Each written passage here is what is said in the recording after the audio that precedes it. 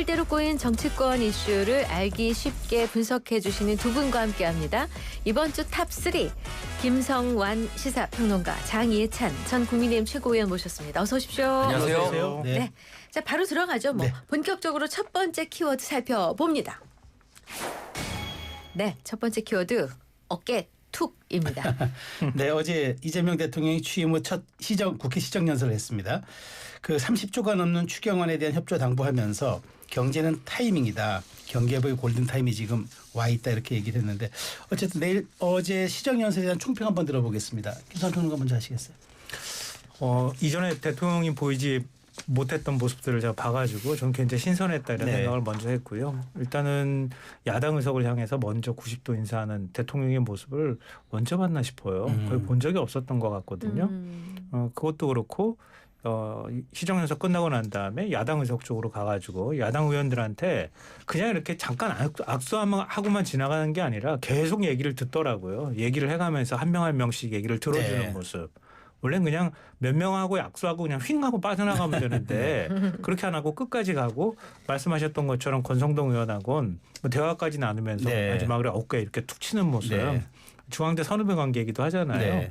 그리고 이재명 대통령한테 그 대학 시절에 권성동 의원의 배우자가 뭐 미팅도 주선해 줬었다고 뭐 이런 얘기까지 전해지고요. 네, 그런 얘기까지 전해질 정도니까 그만큼 좀 친숙함에서 나온 행동이었던 것 같고요. 그렇게 야당 의원하고 소탈하게 야당을 존중하는 모습을 보인다거나 뭔가 대화하려고 노력하는 모습이나 이런 거는 윤석열 전 대통령 시절에는 뭐 아예 상상도 못했던 일이고 오히려 입틀막으로 끌려나가지 않은 것만 해도 다행이었을 텐데 지금은 그런 모습들이 나온다는 게 정치가 복원되고 있다 이런 신호였던 것 같아서 굉장히 좋아 보였습니다. 네, 좀 생각이 다르신가요? 저는 내용적인 측면을 떠나서 태도 부분 먼저 이야기하면 이재명 대통령이 이제 야당에게 나름 공손하게 협조하는 자세를 취한 것 긍정적으로 평가를 합니다.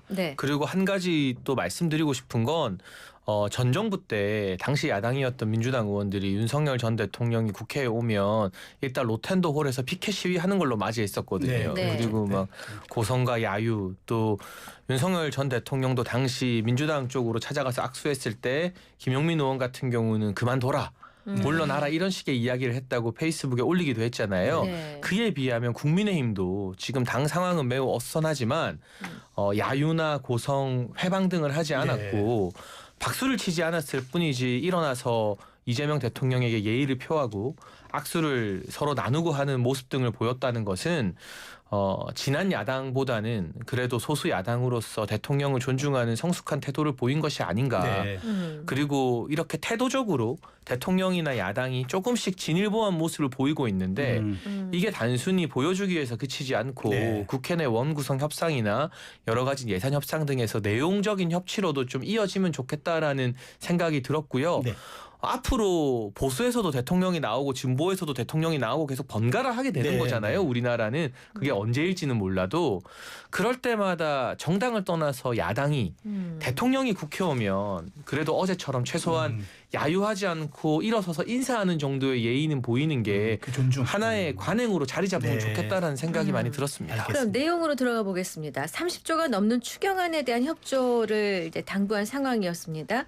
대통령은 경제는 타이밍이다. 경기 회복의 골든타임을 이제 잘 놓치면 안 된다. 이런 얘기였고요. 국힘 쪽에서는 대통령 당선 축하금을 뿌리기 하는 거는 효과가 낮다. 국가의 빚은 미래 세대의 부담으로 전가될 것이다. 포퓰리즘이 계속되면은 살림 파탄 난다. 이런 이제 비판이 있었습니다. 근데 당선 축하금, 당선 사례금 이렇게 표현하는 건 좀 너무 심한 거 아니에요? 지금 저 국민들이 경기를 다 체감하고 있잖아요. 뭐 각종 여론조사에도 나오는 것처럼 추경이 필요하다 이런 조사들이 훨씬 높게 나오잖아요. 긍정평가율이. 근데 그런 상황에서 불가피하게 지금 재정 역할을 할 수밖에 없다는 걸 이것조차도 부정하고 마치 대통령이 당선되고 난 다음에 국민들한테 사례금 뿌리듯이 이렇게 표현하는 거는 좀 너무 도가 지나친 거 아닌가 이렇게 생각하고요. 국민의힘 의원들도 지난 대선 기간 동안에 계속 얘기했었잖아요. 좀 내수 살려야 될 필요가 있다. 소상공인 지원해야 한다. 이런 얘기도 끊임없이 했었잖아요. 그럼 그건 무슨 돈으로 지원하겠다는 얘기였어요. 어떻게 대선 끝나고 난 다음에 이렇게 태도를 다 바꿉니까? 어제 이재명 대통령이 얘기했던 것처럼 지난해부터 시작해가지고 우리나라 경제가 계속 사실은 제자리거나 마이너스 성장을 하고 있거든요. 이거는 외환위기 때 못지 않을 만큼 어려운 상황이에요. 작년에 통계가 나왔던 것처럼 소상공인들 100만 명이 문을 닫고 폐업을 할 정도예요. 그러면 지금 상황에서는 최대한 빨리 추경을 편성해서 재정이 일정하게 시장에 돈이 돌 수 있도록 지금 뭐 주가 오르는 것도 일종의 기대 심리인데요. 불법 비상계엄을 통해 가지고 국민들의 소비 심리가 더 많이 위축됐었는데 지금에 있어서 재정이 조금 더 풀리는 방향으로 간다면 일단은 소비 심리를 살려놓고 그리고 난 다음에 구조개혁 문제, 기업이 좀 더 투자할 수 있는 환경 조성 이런 것들이 뒤따라 가야지 되는 거라고 생각합니다. 네, 알겠습니다. 자, 근데 이제 이게 통과를 하려면 이제 국회 예결위원장을 선출해야 되는데 민주당은 이미 한병도 의원을 내정했습니다. 근데 이제 국민의힘은 법사위원장 좀 내놔라 이렇게 얘기하는데 이제 민주당 일각에서 법사위는 어차피 못 줄 거니까 예결위는 그래도 국민의힘 주는 게 맞지 않느냐 뭐 이런 얘기들도 일각에서는 있다고 그래요. 그러니까 뭐가 됐든 하나 정도는 민주당이 양보하는 모습을 보여야 이재명 대통령과 야당 의원들이 시정연설에서 만든 모처럼의 서로를 존중하는 분위기가 내용적으로도 이어진다고 봐요. 그리고 법사위 같은 경우는 민주당이 야당일 때 이건 야당의 견제용 위원장 자리다라고 가져갔잖아요. 근데 이제 여당 되셨잖아요. 축하드립니다. 그러면 야당한테 다시 돌려주세요라는 국민의힘의 논리가 마냥 억지거나 무리한 건 아니잖아요. 야당일 때 했던 주장을 그대로 다시 하고 있는 거잖아요. 근데 우리 정치권이 여야 바뀌면 항상 내로남불이 됩니다만 민주당이 절대적 다수당이고 뭐든 사실 민주당 마음대로 할 수 있는 힘을 가지고 있을 때 오히려 절제하고 본인들이 야당 때 했던 주장을 그대로 기억해서 지금의 야당을 배려하는 모습 보이면 이게 더 좋은 분위기로 갈 겁니다. 근데 권력이라는 게 지금 권력을 다 잡았다고 해서 인기가 높다고 해서 막 쓰기 시작하면 또 금방 무너지는 게 권력이거든요. 그래서 이게 어떤 협의가 이룰지는 모르겠습니다만 아마 민주당 내 강성 지지층은 한 자리도 뭐 국민의힘 주면 안 된다라고 원내대표 등에게 막 문자도 보내고 할지도 모르겠습니다만 일을 되게 하려면 그리고 어쨌거나 예산이나 추경 등이 통과될 때 야당이 참여해서 표결하는 것과 참여하지 않고 그냥 일방적으로 통과시키는 것에 대한 정치적 부담 차이는 분명히 있거든요. 그런 부분을 고려하면 법사위가 됐든 예결위가 됐든 한 자리 정도는 민주당이 양보하는 모습을 보여야 국민들도 진정성을 느낄 것 같습니다. 또 하실 말씀. 그럼 다음 질문 할게요. 그럼 둘 중 하나만이라도 달라고 얘기를 하든가요. 둘 다 달라고 계속 우기니까 원래 그런 협상은 거지. 이렇게 던져놓고 하나 반 받는 거 아닌가요? 자, 다음 질문하겠습니다. 어제 내용도 사실 내용이었지만 오랜만에 여야 의원들과 웃으면서 인사 나누고 격이 없이 이렇게 행동하는 이제 이재명 대통령 모습이 화제가 됐는데 시정연설 마치고 나오다가 권성동 국민의힘 의원을 만났는데 이 장면에서 권성동 의원은 김민석 총리 안 돼라고 얘기했는데 이 대통령이 알았다면서 어깨를 툭 치는 장면. 아주 이게 어제 하루 미디어를 달구었던 장면입니다. 어떻게 보셨어요?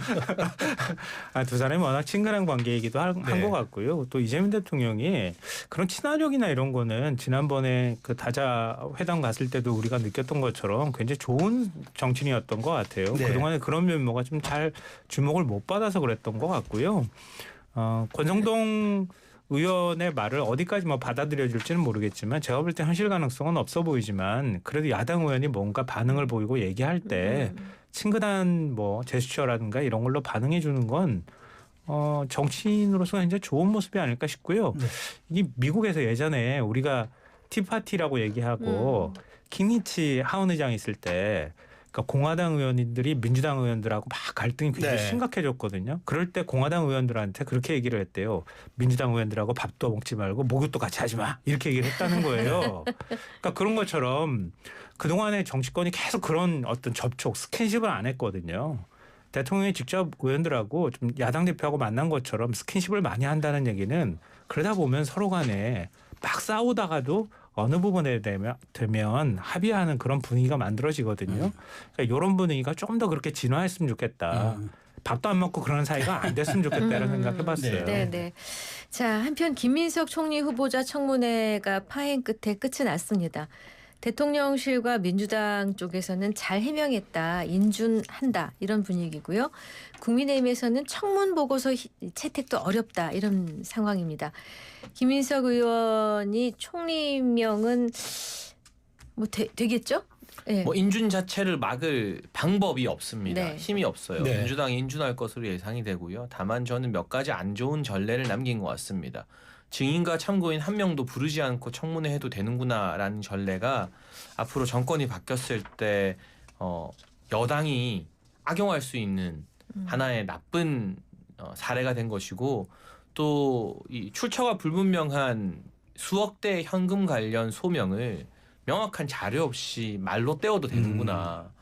하다못해 그 아들 학비 송금 내역 같은 경우는 그냥 은행 가서 하나 떼달라고 하면 다른 일체의 개인정보 하나도 드러나지 않고 그 전처가 아들한테 입금시키거나 학교로 학비 보낸 계좌 증명서, 입금 내역 그게 뭐 개인의 명예를 훼손하거나 개인정보가 드러나는 자료는 아니잖아요. 그런 기초적인 입금 내역 자료조차도 제출하지 않고 그냥 말에 의지해서 변명을 했다는 거. 그럼 이제 많은 정치인들이 내가 몇 억 정도는 대충 나쁘게 만들어도 나중에 뭐 장례식이나 결혼식 한번 했다고 하지 뭐. 그리고 출판기념회 한번 열었다고 하지 뭐. 그러면 해명되겠네. 한 8억까지는 내가 대충 말로 때울 수 있겠구나라는 나쁜 전례가 또 생긴 것 같거든요. 그래서 인준 자체를 막을 길은 없지만 김민석 지명자도 본인이 어제 SNS에 국민 눈높이에 미흡한 부분이 있다라고 사과성 발언을 올렸잖아요. 근데 해명하는 방식에 있어서 이게 통용되면 앞으로 정권이 바뀌거나 상대당에서 이런 검증을 받을 일이 있을 때 그때 이제 증인 참고인 안 부르고 자료 없이 말로만 해명하고 이걸 과연 민주당은 용납할 것인가 그런 숙제가 남겨진 것 같습니다. 그래요. 그러니까 이건 제가 뭐 말씀 안 드릴 수가 없는데요. 이렇게 가난한 총리 후보자는 앞으로 안 나올 것 같아요. 제가 볼 때는 워낙 돈이 없어요. 그런데 아시다시피 추징금을 한 7억 가까이 받았고요. 그 다음에 세금 문제나 이런 것들이 막 껴 있어서 또 야인 생활을 굉장히 오랫동안 해서 수입이 사실은 많지 않은 상황이었거든요. 근데 그러면서도 추징금을 갚아나가는 과정이었다. 그래서 뭐 얘기 나오는 것처럼 경조사라든가 아니면은 출판기념회에서 받은 돈이나 이걸로 추징금을 내는 상황이었기 때문에 그거를 다 입증하라고 한다면 아마 어느 국민의힘 의원들한테 입증하라고 해도 아마 입증 못할 거예요. 그러니까 이걸 나쁜 관행이라고 얘기를 한다면 좀 다른 방식으로 의원들이 법제화를 통해서 앞으로 좀 더 투명하게 만드는 방식을 같이 고민했으면 좋겠고요. 김민석 후보자가 해명하는 과정에서 좀 맞서는 모습을 보인 거는 조금 태도를 더 겸손한 모습을 보였으면 좋았을 뻔했다는 아쉬움은 갔는데 그런 사정들을 우리가 감안해 보면 이걸 다 입증하지 못했다고 마냥 공격하기는 어렵다 이렇게 생각하고요. 우리 님에다 저만 하나 지금 남이 된다 그러는데 이혼한 배우자가 자녀를 지금 키우고 있잖아요. 근데 그 배우자가 어떻게 돈 송금했는지까지 제출하라는 건 아마 어떤 정치인도 응하기 어려웠을 거라고 봐요. 그 남의 가정사를 다 해집는 게 되잖아요. 동의하기 좀 어렵고요. 자, 요거는 짧게 좀 말씀드리고 싶어요. 한도수 국무총리에 여러 의혹이 있었거든요. 전 이제 윤석열 대통령 취임 초기에 그럴 때 민주당이 동의해 줬어요. 그 이전에 민주당이 보수 정권 시절에는 첫 번째 국무총리에 대해서는 대체적으로 동의해 줬는데요. 보수 정당 국민의힘 계열 정당은 이전에 뭐 김종필 총리 서리부터 시작해서 서리자를 계속 붙이게 만들어 놨어요. 그러니까 그런 것처럼 이번에 이제 여러 우여곡절 끝에 새 정부가 출범했잖아요. 그러니까 첫 총리에 대해서는 그래도 동의해 주는 모습을 보이는 게 다른 부분에 있어서 정치적으로 공격하더라도 그게 좋게 보이지 않을까 싶어요. 근데 이제 김성환 변호사 그런 말씀에도 불구하고 여론의 지형을 봐도 이재명 대통령의 국정 운영에 대한 기대치와 그다음에 총리 지명에 대한 국민의 동의성 여부는 좀 간극이 큰 것 같아요. 그러다 보니까 어제 해명하는 과정에서도 뭐 출판기념회 결혼식 장례식 국회의원회 하면 뭐 1, 2억 거치고 배추밭에 2억 투자해서 450만 원씩 받아서 이게 수익률로 따지면 무려 227%나 되고 그다음에 결국 아들 동아리에서 나온 아이디어로 입법 발의한 그것도 결국 아빠 찬살이냐 이러다 보니까 대통령에 대한 지지와는 별개로 김민석 후보자에 대한 지명이 결국 조국 시즌2가 될 거다. 그런 우려가 있다라는 지적에 대해서 어떻게 보세요? 근데 아무래도 정부 출범 초기이기 때문에 지금 허니문 기간이라고 하죠. 국민들이 그래도 이재명 정부 일할 수 있게 밀어주자는 분위기가 있습니다. 다만 우리 앵커께서 지적하신 것처럼 오늘 나온 한국갤럽 여론조사를 보면 이재명 대통령에 대한 긍정평가는 64%로 상당히 높죠. 그런데 김민석 총리 지명자에 대한 긍정평가는 43% 적합도로 부적합도인 31%보다는 높지만 이재명 대통령의 긍정 지지율에 비하면 그러니까요. 간극이 20%라는 또 큰 차이가 있어요. 네. 있는 거잖아요. 그러면 이거는 이재명 대통령을 긍정적으로 보는 계층에서도 3분의 1 정도는 이탈했다는 뜻이거든요. 그러니까 이거 가볍게 여기면 안 된다. 민주당이 현실적으로 인준은 하겠지만 인준된 이후에 김민석 총리 지명자가 계속해서 본인 의혹이나 도덕성과 관련해서는 낮은 자세를 보일 필요가 있다라는 걸 오늘 이 한국갤럽 여론조사가 시사하는 바인 것 같고요. 뭐 배추밭에 2억 투자해서 이 수익금을 450만 원씩 받았다라는 해명은 도저히 납득이 안 되는데 이런 게 사실은 좀 덜 알려진 측면이 있어요. 국민의힘 의원들이 좀 무기력하고 지금 미디어 대응도 소극적으로 하다 보니 저 같으면 청문회장에서 배추라도 들고 흔들었을 것 같은데 정말. 아니 그러면 유튜브 조회수 많이 나오고 뭐 국민들이 다 알게 되지 않겠습니까? 근데 이런 것들이 그나마 덜 알려지고 집권 초기니까 네. 넘어가는데 이게 이제 전례가 되면 안 된다. 김민석 총리 지명자도 넘어갔으니까 비슷한 유형의 사람들이 다 넘어가도 되는구나가 되면 가랑비에 옷 젖는다고 누적이 됩니다. 그래서 민주당이나 대통령실 참모라면 이 한국갤럽 여론조사 기준으로 어차피 언급한 김에 설명하실 거니까 네네. 개요를 지금 적합도가 부적합보다 높잖아. 여기서 만족할 게 아니라 네네. 왜 대통령 지지율보다 20%나 차이가 나지? 이거 반복되면 안 되겠다. 이 고민을 하는 게 저는 정권을 잘 운영하기 위한 좋은 참모들의 자세라고 봐요. 알겠습니다. 자, 이번 주 탑3 두 번째 키워드로 가보겠습니다. 두 번째 키워드 출석 줄다리기입니다. 윤석열 전 대통령 이제 특검의 체포영장 청구에 내가 나가겠다고 했습니다. 근데 이제 뭐 공개 비공개 출석을 가지고 이제 특검과 약간 그 힘겨루기를 하는 그런 모양새인데 일단 내일 10시까지 출석은 한다는 입장입니다. 근데 특검은 비공개는 안 된다는 입장을 고수하고 있고 그러면 내일 서울 고검 지하 주차장에서 공개한 해 만에 이렇게 되는 결과가 나오는 건가요? 이게 더 이상 지난주에 우리 장해찬 최고가 더 이상 불상사가 없도록 출석 조사 잘 협조했으면 좋겠다라는 말씀을 하셔서 굉장히 좀 좀 많은 공감이 있었는데 어떻게 제가 보세요? 그 말을 했다가 온갖 보수 유튜브에서 얼마나 많은 욕을 그래요? 아유. 들어먹었는지. 네. 근데 저는 그때나 지금이나 네. 오히려 당당하게 소명이 가능하다면 떳떳하게 사법 절차에 네. 임해서 필요한 해명을 하는 것이 국민과 지지자들이 보기에도 더 낫고 사법적인 방어를 하는데도 윤석열 전 대통령께 도움이 된다라는 생각으로 네. 드렸던 말씀이고요. 다만 출석 불출석 이게 특검의 존재 이유가 전직 대통령 망신 주기는 아니잖아요. 네. 진상 규명이 목적이라면 매끄러운 조사를 통해서 진실을 밝히는 게 더 중요한 일일 것 같습니다. 특검에서는 전례가 없다고 말하지만 문재인 전 대통령이 결국 조사도 받지 않고 사위 뇌물 사건으로 기소가 되어서 재판을 받게 됐잖아요. 그러니까 전직 대통령인데 문재인 전 대통령이나 김정숙 여사 같은 경우는 전주지검의 소환 조사 요구 등에 일체 응하지 않은 상태에서 결국 조사 한 번 못하고 재판을 가게 됐어요. 그러니까 윤석열 전 대통령에게 더 과한 특혜를 줘서는 안 되지만 문재인 전 대통령 내외가 뭐 이 재판까지 가기 전에 조사 과정에서 보였던 전직 대통령에 대한 우리 사회의 어떤 이 보수 진보를 떠난 기본적인 예우 정도 꼭 이렇게 포토라인에 세우는 것만이 능사이냐. 저는 그 정도는 대통령 변호인단 측에서 요청할 수 있다고 보고요. 어쨌거나 다행인 것은 뭐 이 공개냐 비공개냐 문제로 안 나가겠다는 게 아니라 일단 내 현장에 가서 추가적인 조율을 하겠다는 거니까 그러면 뭐 큰 불상사 없이 어떤 식으로 조율될지 몰라도 조사는 이루어지게 되겠죠. 네. 지난주 방송하고 많이 비판받으셨던 모양인데요. 제가 보니까 그래도 뭐 할 말을 했죠. 문재인 전 대통령하고 비교하셨는데요. 지금 윤석열 전 대통령이 정치적 기소를 당한 겁니까? 그렇게 생각하시는 건 아니죠, 설마? 근데 저는 그죠? 문재인 전 대통령도 정치적 기소가라고 생각하지 않고 그냥 기소 당해서 내란혐의하고 전 사위가 사위와 관련되는 문제하고 동일선상에 놓고 얘기하시는 건 좀 말이 안 되는 것 같고요. 저는 이제 윤 전 대통령에 대해서 얘기하는 거 뭐 염치, 파렴치 뭐 이런 얘기를 하는 것도 좀 지쳤어요. 이제 좀 나 혼자 살겠다고 국민들이 다 지켜보는 가운데 나 좀 살아가겠다 이렇게 하는 모습이 좀 안쓰러울 지경이에요. 그러니까 그동안에 예를 들어서 상식적으로 본인이 공수처 조사에도 응하고 경찰 소환 조사 3차례 있었는데 그것도 좀 응했으면 모르겠는데 하나도 응하지 않았잖아요. 그러고 난 다음에 내란 특검이 출범하니까 이거 위헌이다 이렇게 주장하더니 갑자기 체포영장 심사할 때 가가지고는 나 특검할 때 특검 조사하러 나오라 그러면 나가려고 그랬거든요. 그래가지고 결국은 영장 기각하게 만들어 놓고 이번 주 토요일 날 나갈 때는 이렇게 한다는 거예요. 우리 장면을 상상해 보면 아는데요. 일단 차 끌고 가요. 네. 간 다음에 특검 사무실 앞에서 버티는 거예요. 나 지하로 내려갈 거야. 그럼 특검 안 돼. 그러면 나 내려갈 거야. 그러다가 합의 안 됐네? 그러고 다시 돌아오는 거예요. 이게 뭡니까 이게. 누가 이거 국민들이 용인해 줍니까? 그리고 거꾸로 얘기하면은요. 지금 지기현 판사에 대한 국민적 비판 여론도 많지만 이번에 영장 심사할 때 기각했잖아요. 그동안의 과정들을 뻔히 보고 다 판사도 알았을 거 아닙니까?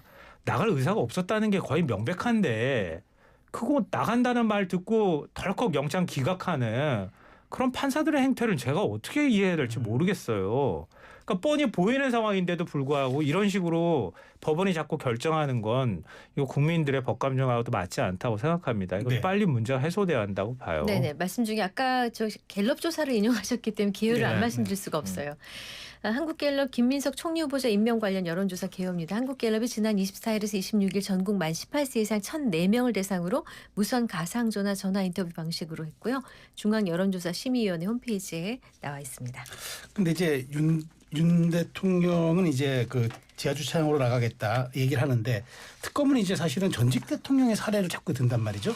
노태우, 노무현, 박근혜 전 대통령도 특검 방식을 따랐다. 그러니까 노태우 전 대통령도 대검찰청에 출석하면서 국민들에게 사과했고 노무현 전 대통령도 2009년 대검 중앙수사부 조사에 앞서 면목 없는 일이죠라고 얘기했고 국정농단 사건으로 이제 2017년 3월 서울중앙지검 조사받은 박근혜 전 대통령도 사과에 임했고 이제 그러다 보니까 특검과 약간 이제 윤 전 대통령 측은 이제 피의자 인권 보호라는 이제 가치를 내세우고 있고 이게 충돌하고 있는 것 같아요. 그러니까 일종의 특검의 공정성에 대한 본질적 의문이 제기되고 있는 것 같아요. 네. 특검이 최근 밝힌 입장을 보면 오늘도 제가 이 방송국 올라오는 길에 속보 나와 있는 자막들을 보니까 네.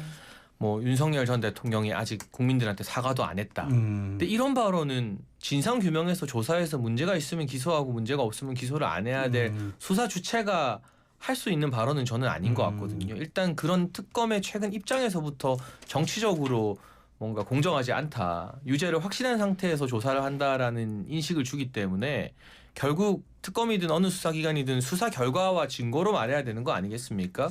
그 부분에서 제가 지난주에 말했다가 욕을 많이 먹었지만 또다시 말씀드리자면 윤석열 전 대통령 측도 대한민국 형사사법 절차에 성실하게 응해야 될 책임과 의무가 있고요. 특검도 공정성에 대한 의식을 더해서 이게 뭐 정치 보복성 수사가 아니라 정말 공정하게 진상 규명하기 위한 수사라는 걸 보수 진영의 지지자들이나 정치 성향이 다른 분들도 납득하고 인정할 수 있도록 하기 위한 절제와 노력이 저는 필요하다고 봐요. 동시에. 네. 근데 윤 전 대통령도 내란 재판 받을 때는 공개적으로 출입을 했죠. 하고 있고요.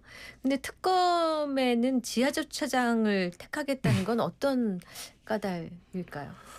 저도 좀 이해가 안 되는데요. 나 검찰총장까지 했거든. 근데 경찰 조사 내가 어떻게 응하겠어. 자존심 상해서 못 가겠어. 뭐 이런 생각들을 하는 거 아닌가 하는 감정적으로는 그런 생각이 드는데요. 제가 볼 때는 일단 기소가 된 피의자 신분이 됐을 때는 피고가 돼서 재판에 출석 안 할 방법은 없어요. 그건 도리가 없는 거거든요. 근데 그거는 아무리 자기가 싫다 하더라도 거부할 수 없는 거고요. 그러니까 특검 조사의 경우에는 어떤 방식으로든 핑계를 댈 수 있단 말이에요. 그러니까 제가 생각할 때는 1심 재판 결과 나올 때까지 이런 식으로 버티고 싶다고 하는 게 기본 의도인 것 같아요. 그럼 1심에서 어떤 방식으로든 지금 뭐 이전에 공수처나 검찰이 수사할 때 그게 위법적인 수사였다. 뭐 이렇게 지금 주장하고 있잖아요. 좀 황당한 거는 증거인멸 교사 문제 얘기 나왔을 때 지금 그 경호처가 비아폰 기록 제출을 했잖아요. 그것도 윤 전 대통령 측 변호인이 고발했대요. 이 불법적으로 이 자료들을 제출했다는 거예요. 이런 식으로 끊임없이 시비를 삼으면서 결국은 구속을 피하다가 1심 결과가 나오는 정도까지 가면 그때 가서 추가로 혐의 적용해가지고 또 구속하기 어려울 거다. 결국은 나 구속되기 싫어. 어떤 방식으로든 법이 아닌 정치적으로 싸우겠어라고 하는 의도를 보여주는 거라고 생각해요. 저는 앞으로도 제대로 된 조사받지 않을 거라고 봐요. 근데 좀 전에 김상환 평론가 이런 얘기 했잖아요. 10시에 이제 그 지하 주차장에서 서로 뭐 공개 비공개 이렇게 뭐 출석 얘기하다가 협상이 안 되면 다시 들어갈 수도 있다라고 얘기했는데 그 가능성 진짜 있다고 보세요? 아니면 만약 저는 있다면 있다고 봐요. 그럼 특검은 체포영장 바로 청구로 맞서지 않을까요? 그러니까 그렇게 될 가능성이 있는데요. 네. 근데 재판부가 이렇게 판단했잖아요. 조사받겠다고 하는 거잖아요. 네. 조사받겠다고 하는데 지금 체포를 할 필요는 없을 것 같다. 이렇게 판단한 게 재판부의 판단이었잖아요. 법원의 판단. 근데 나 조사받으러 갔는데 피의자 인권 보호가 안 돼. 네. 그래서 결국은 서로 간에 의견 충돌이 있어서 조사를 못 받았어. 라고 하는 명분을 얘기할 수 있잖아요.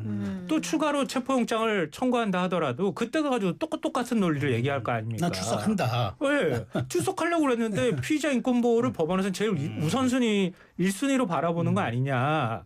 근데 피의자 인권 보호도 하지 않은 상태에서 그냥 공개적으로 소환 조사하려고 하는 건 이거는 그 원칙에 어긋나는 거다. 이러면서 끊임없이 명분을 만든다는 거예요. 근데 그것 자체가 이제 구차해 보인다는 말씀을 드린 거고요. 네. 네.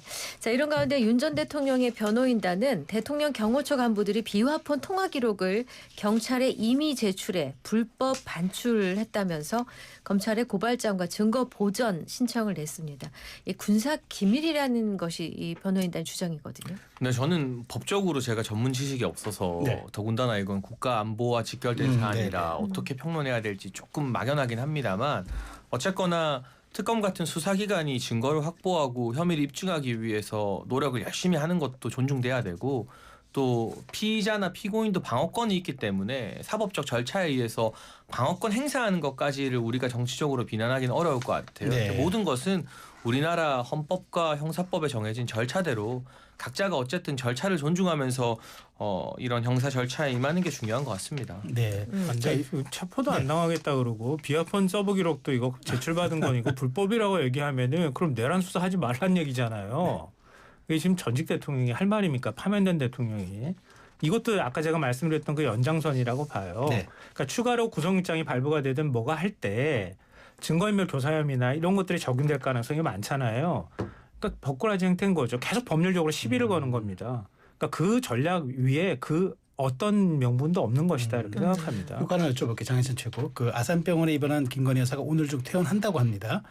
김 여사도 이제 특검 소환에 응하겠다는 입장을 밝혔습니다. 근데 윤 전 대통령이 비공개 출석 조사 요구하는 지금 상황인데 김 여사는 공개로 출석할까요? 아니면 비공개 조사를 요구할 것 같습니다. 뭐 그걸 제가 예측하기는 좀 힘들고요. 네. 어쨌거나 김건희 여사 변호인 측에서는 소환 조사에 응하겠다는 응하겠다, 네. 입장이니까 뭐 시기가 어떻게 될지는 모르겠지만 조사 자체는 특검이 요구하면은 피하지 않겠다는 것으로 보여지고요. 네. 그 이후 조사에서 뭐 어떤 증거나 이런 것들이 나오는지에 따라 향후 상황이 좀 바뀔 것 같습니다. 지금 예단하기에는 아직 조사도 시작이 안 된 상황이라 뭐라 말할 게 많이 없는 형편 같네요.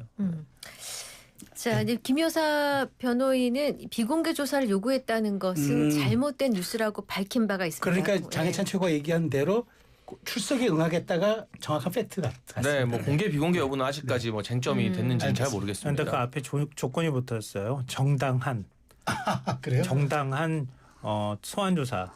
정당한 그 출석 요구에 대해서 응하겠다 이렇게 얘기를 하는데요. 네. 전제 조건 또 붙이는 거죠. 뭐 또 앞으로 상황 봐야 될 것 같습니다. 알겠습니다. 알겠습니다. 자, 이번 주 탑3 세 번째 키워드로 가겠습니다.